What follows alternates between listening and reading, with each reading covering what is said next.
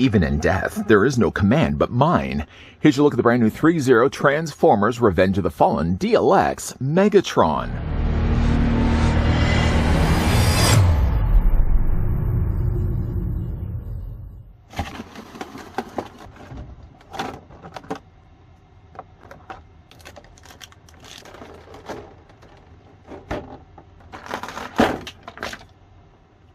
At 11.2 inches tall, the Transformers Revenge of the Fallen DLX Megatron collectible figure features approximately 53 points of articulation with a die-cast metal frame and LED illuminated eyes. The tank treads on the knee joints replicate the rotating mechanisms as seen in the movie, with interlinking shin function that runs through the ankle with exceptional articulation. Accessories include one fusion cannon that is interchangeable with right forearm, 2 pairs of interchangeable hands, and a DLX action stand for more dynamic poses. Don't think you can keep this Decepticon leader in the watery depths indefinitely. Before, of course, we get a closer look at the brand new Threezero Revenge of the Fallen Megatron, I'd like to first thank the folks over at Threezero that did kindly provide the sample we could have a look at. DLX Megatron, by the way, from Revenge of the Fallen is slated to release the third quarter of 2023, with many online sites showing their pre-orders at $239.99. That being said, let's go ahead and grab the tape measure and see how tall the leader stands. And if we take it right to the very top of his head, you're looking at Megatron standing again about 11.5 inches in height, or the figure's going to be about 29.5 centimeters tall. As for a couple of comparisons, I figured I'd bring in another DLX figure so you can see really how big Megatron stands. This, by the way, is Bumblebee from Rise of the Beasts. And I think scale-wise, even though they are technically from 2 different films, I think Megatron would scale well with Bumblebee based on the way he is in the movie compared with the other, say, Autobots. Another figure we can also bring in as well, just to get proper perspective of how big Megatron stands. Here's what he looks like to his right, the MDLX Megatron, also released by Threezero. While we are still speaking of stands, Megatron in fact does come included with a stand. It so happens to be the same display stand as we've gotten with most DLX releases. I think most by now have all come included with this type of display stand. It's molded here though in all black plastic. You can see that it's hollow in the undercarriage of it, but though featured on the front, we've got Threezero and Transformers Revenge of the Fallen. As always the case as before, you take the adjustable neck and it snaps in both in the front section of it as well as snaps in the back. And you can kind of see where those tab pieces go. From there, the neck is adjustable, so you can move it up and down. There is a unlocking mechanism feature right here.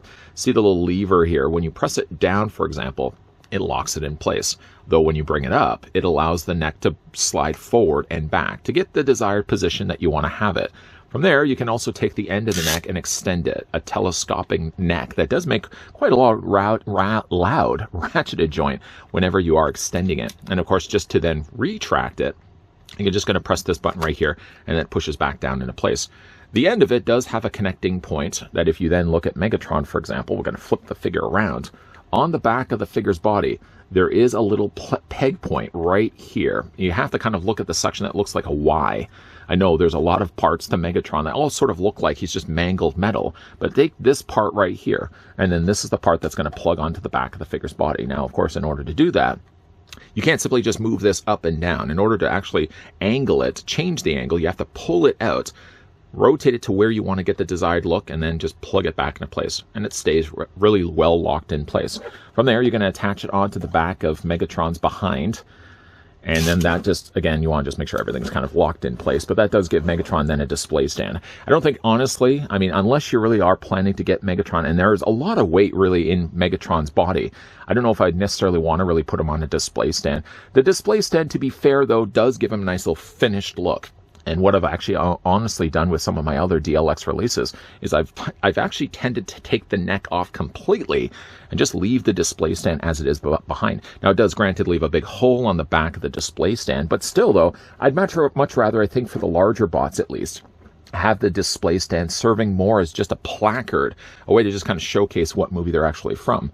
Megatron, though, I think from his weight, just by the sheer size and mass of the figure's body, I don't know if, again, I would necessarily use the display stand. But the display stand, of course, is always there if you want to put him in any more of a dynamic pose than what he is right now. And then, of course, we'll just take the back piece here, plug it into the back of the figure's body, and let's have a look at the accessories that come included with the figure. Now, he doesn't come with much. Megatron only really includes both his fusion cannon, that's going to swap out then for his full forearm, and then he also comes with a series of interchangeable hands. Based on the way that the pegs are configured on the back, they seem to be universal, that even though really in the instructions, one is specifically designed, it says, to be on the left side, one is then specifically designed to then be on the right side. But I don't think it honestly matters, just again because of the sizing of the holes. They're exactly the same. So if you really wanted to, you could, I'm sure, swap these around. The figure also, like I said, does come included with a very large fusion cannon. One consistent trend you'll see with the entirety of this review is the fact that all the pieces on Megatron look as if they've been rusted away. Megatron, after all, has been just discovered at the beginning of the movie and sort of now just left behind. He's sort of a rusted state of his former self. I do really like the look of the fusion cannon. Now, whereas his head, for example, will have a light-up feature LED on the eyes, he doesn't actually have anything LED related here on the fusion cannon.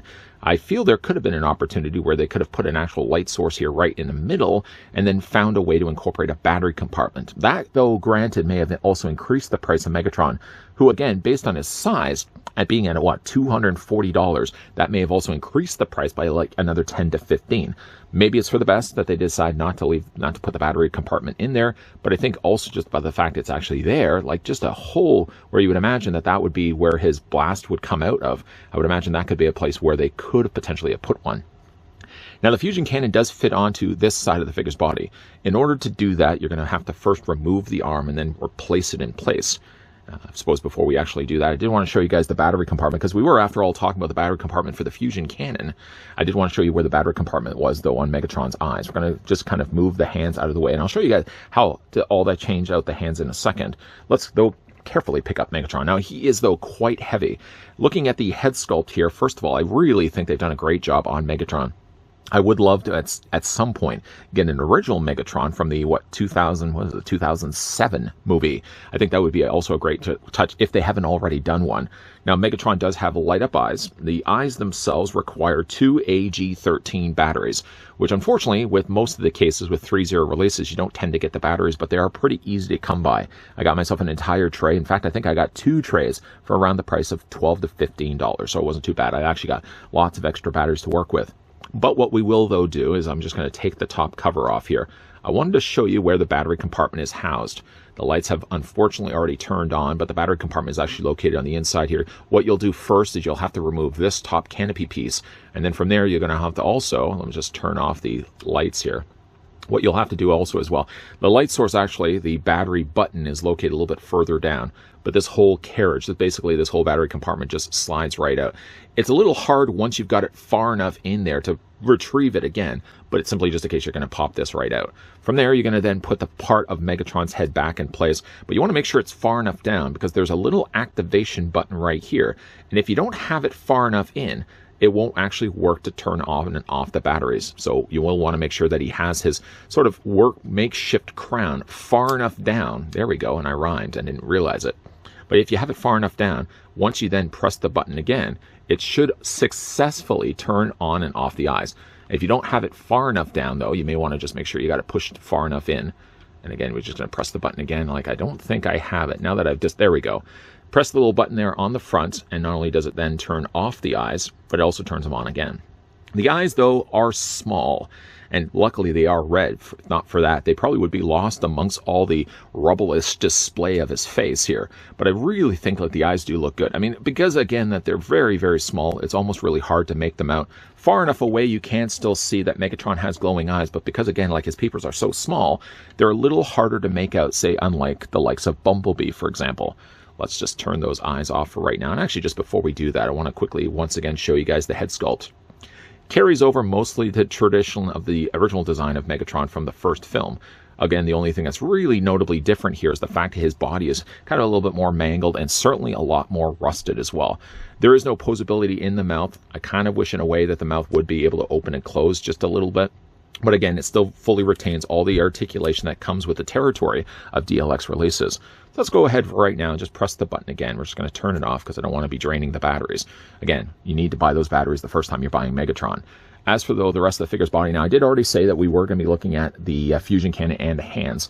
The hands, for example, are just a case where you're going to wiggle the hand off, for example, just detach them like that. Let me just get a little bit closer. You can see what I did. I'm going to remove the hand. You can see it's a very simple to remove peg. You're just going to pop it off like that. And then you're going to replace it with, again, in the instructions, it does say that this is specifically the left hand. So again, like that's just going to be plugging in place. The thing that you will want to be careful of when it comes to the fusion cannon as well as the hands is because Megatron is made up of such small parts, you really have to be careful that you're not putting pressure against these. Like the plastic is still soft enough where I feel like there's a little bit of give to it. It's not brittle plastic, because if it was brittle plastic, you'd have a bigger problem on your hands when you are installing the hands of Megatron. But because, again, these are softer plastic, I don't feel you really have to worry, but you really just don't want to put a lot of pressure against them. And then from there, you're going to then just take the hands and attach them onto the pegs like that. Just sort of wiggle them in place. So that's Megatron with his one arm, with his one hand. And then again, you can simply rinse and repeat on the other side here as well. Now again, like if you wanted to say use this hand, which is again by the instructions at least indicated as the right hand, say if you wanted to have it on this side, because again, like it's just using the same ball pegs after all. Just again, I plug this into place. You don't have to necessarily commit to the idea that Megatron has to have the designated hands as listed in the instructions on this side and this side. You can swap them around, certainly, if you want to as well.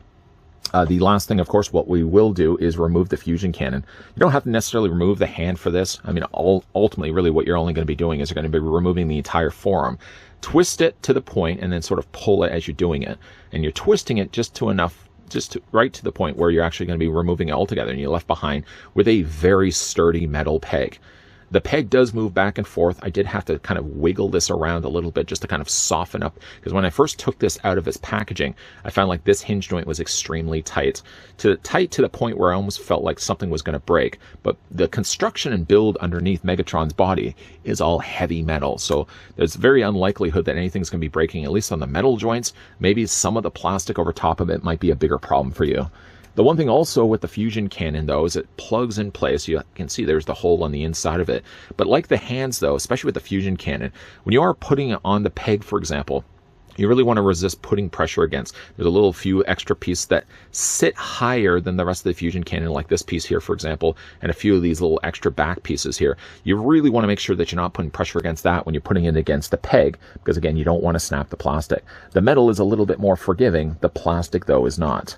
So again, we're just going to line, let me just show you what I'm doing here. We're going to line up this peg, and we're going to line it up to this hole. Now, if you have any problems doing this, you can also you can either take like a screwdriver and sort of dowel the hole just a little bit bigger, or what you can also try to do, although it's a little harder to do, is you can also take yourself either hot water or even a hair dryer and just sort of navigate, soften the plastic just enough that the peg then will allow it. I don't have it in all the way, just because, again, I don't want to have to fight to get that off, but just to show you what it looks like with the fusion cannon now on his forearm, or what was left at least of his forearm. It does look really good, especially when it comes to displaying this guy. I will be going the route of displaying him with the fusion cannon. It does add not only the fusion cannon Megatron would have had in the Generation 1 cartoon, to some extent, of course, at least, but it also gives him a little bit of also non-symmetry. I mean, the thing about this Megatron design is he's a little bit more symmetrical kind of in a body standpoint, but then when you kind of get to his shoulders and his arms, very different from one another. And I think like the fusion cannon just sort of lends more to the idea that Megatron looks very differently designed on one side than he does on the other side of his body. Let's go ahead and remove the fusion cannon for right now. I'm going to actually just put his arm back in place, because it's going to make things a whole lot easier when it comes to the articulation. Again, just going to line the peg then up to the hole. We're going to fit that in place. The thing about Megatron, though, as I've already mentioned several times already, is this particular design of Megatron, I just dropped his hand, but this design of Megatron does have so many smaller little pieces that stick up that you really want to be careful that you're not bending any of them in the process. Let's just replace this hand for right now. There we go. All right. Getting, though, a closer look at Megatron's body, it's really sort of Mod Podge of different pieces of metal, but like the metal is so well painted and sculpted. Like you can see, like there's multiple layers of stuff going on here. We've already looked and established the fact that Megatron has really quite a scary looking face, what left of the face he does have. But like all this additional metals that they've painted, not only in the dark gunmetal gray, but then also to go back in there and add the additional rusting that he has, really does bring a lot of the character then to the figure's body. I'm going to spin this around so you can see it from the back. He has his engine thrusters there on the back of the figure's torso, nicely handled and painted there in gold. But again, like all this additional rusting that they've added to his body lends quite well, because if not for that, like he'd have primarily just an all silver body. The rusting, I feel, really does add a lot of character and personality to the figure's body. Now, just to though look at it, you would look at this and think that there's not really a lot of moving components. You'll see in a second there is quite a lot. This particular design of Megatron also now has tank treads. The treads themselves don't actually serve to move. So if you're looking at these, for example, and expecting the treads to actually move independently, they don't. But it still manages to retain articulation in the ankle. So they've done a nice job of not only having the design and the function in there, but also incorporating still articulation. I'm not disappointed in the fact that the treads don't actually move. I mean, to incorporate moving treads to an already big and bulky metal figure like this would certainly also increase the price, and it would involve a lot more additional developing, of course, in order to have these as functioning treads. The treads themselves, as you can see, kind of collapse inward as it is the bottom of obviously Megatron's feet. But those, again, have been nicely painted here. Some additional dry brushing of silver paint's been also added and forwarded there to the treads, so it does really add, again, a lot of extra character to Megatron's body. For the figure's articulation, we're going to kind of move his arm first out of the way. Megatron's head does move forward and back. As you could probably expect it, though, just by how much is going on there with the figure's design, that it's a little harder to kind of get his head to rotate all the way around. You can get to about there, and then things sort of get hung up on the back of the figure's body. The head does look, though, up, and it does look down, and it does also rock back and forth as well. Still, though, I kind of wish that the figure could have had mouth articulation. But again, like a small sacrifice, I'm sure, has to be made in order to get such a good-looking head sculpt like this. Now, when it comes to his arms, the arms are rather interesting in the sense that his shoulders hinge outward. This helps to not only be able to bring the figure's arms outward without having the worry of the shoulders getting in the way of things, but it also, as well, if you wanted to have, say, the shoulders a little bit closer to his body, you sort of just collapse them inward like that. Or again, like you can also bring them out also as well and have them closer to this section of his shoulder. But the arms, though, I guess first of all, his shoulders have hinge joints. There's a hinge joint right there, and there's one a little further from that. This moves of course, this back and forth. I thought there may have been actually a ball joint, but not the case at all. It's just a straight hinge joint. But the arms do hinge outward. There's also a secondary socket joint there right at the top of the shoulder. So you can also move the arms out this way as well. The arms go forward, and they also go back. And I guess realistically, you could rotate them all the way around. You just want to be careful of all the extra little pieces of plastic that stick out from Megatron's body. He has a swivel at the bicep. He has actually, I should say, a hinge in his bicep, and then he has a swivel hinge down below here. So he has a hinge where the elbow would normally have been. He also has a hinge joint there also in the elbow, so you can bend Megatron's arms there. And his hands also rotate all the way around. It's just a little harder to do, of course, because there's so much going on here. Upper torso on Megatron does have a crunch, so you can bring Megatron's body further forward if you want to. It also does arch back also as well, so if you want to have a little bit higher back of a reach, and of course it does also rotate as well. In addition to that, Megatron's lower abdomen area does also rotate, as it does have a serviceable ball joint. It doesn't allow you so much the crunch, because of course the crunch is going to be at the top of the figure's body, but at least it allows a swivel at the waist. He does also have these little skirting pieces that actually have hinge joints. So that also helps quite a lot when it comes to the figure's legs. You just want to make sure that these are out when it comes to moving the legs outward, because of course you don't want to clip these and break them off in the process. Megatron's legs do split out about that far. Every time I do this, by the way, I always worry that there's like a little lip of plastic. Let me just show you there, right at the very top of his thigh, that rubs really close in quarters to this section right here. That when you are moving it, you can kind of feel, I feel it at least, that this part's rubbing the plastic. So you maybe don't want to have the legs split that far. You can also certainly as well take Megatron's legs and move them quite far forward. I mean, about 90-degree angle bend, give or take. And as well, the figure does have a knee bend, which is rather interesting because when you bend the knee, even though I did mention earlier that the treads don't actually move, they only really move at the knee. And it kind of gives you this really interesting look because when you are rotating it, the treads are actually rotating as well. Really cool. I like the way they've done that. Of course, when it comes to the ankles do move back and forth this way. You can also rock them back and forth this way as well. So like Megatron, for a guy who's big, bulky, and really made up of many parts, the figure has surprisingly a lot of articulation going for him. And of course, whether the design for you at least is to have the figure displayed on your shelf with a fusion cannon or not, the figure doesn't have much, though, in the way of accessories.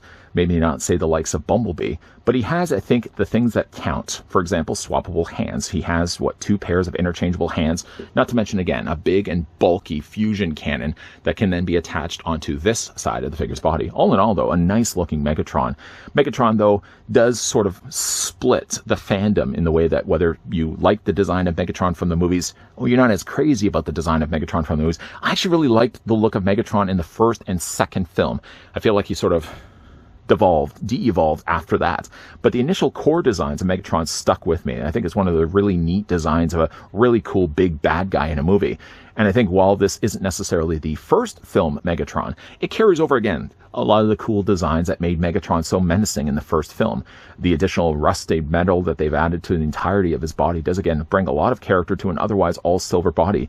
Yeah, I think Threezero has done a really great job in the Revenge of the Fallen Megatron here. So if you'd like to get your hands on Revenge of the Fallen DLX Megatron, once again, the figure is slated to release the third quarter of 2023. So listings right now of being pre-orders on many of the online sites should now show stock anytime now.